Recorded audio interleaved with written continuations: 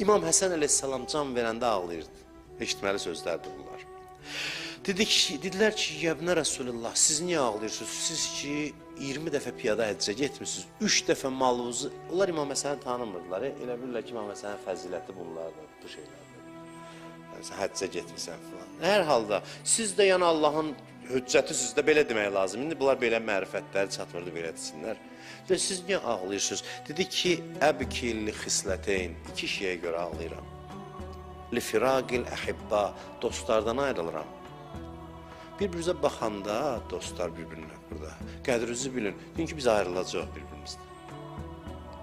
Hamıya baxanda desin, onda mehriban olacaq.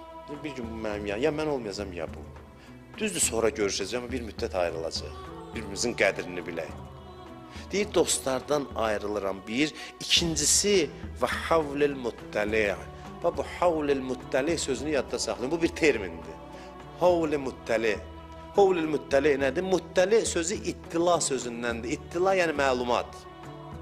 İttila budur.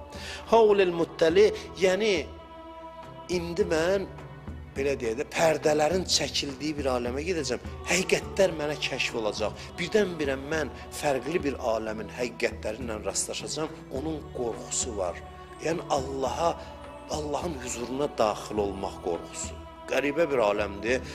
Hərəsinin öz işi var, dəqiq nizam, intizam, mələklər, əməllərdən danışılır, başqa bir aləm, hicablar çəkilir, hər şey olduğu kimi zuhur eləyir. Buna deyirlər havl-i muttəli.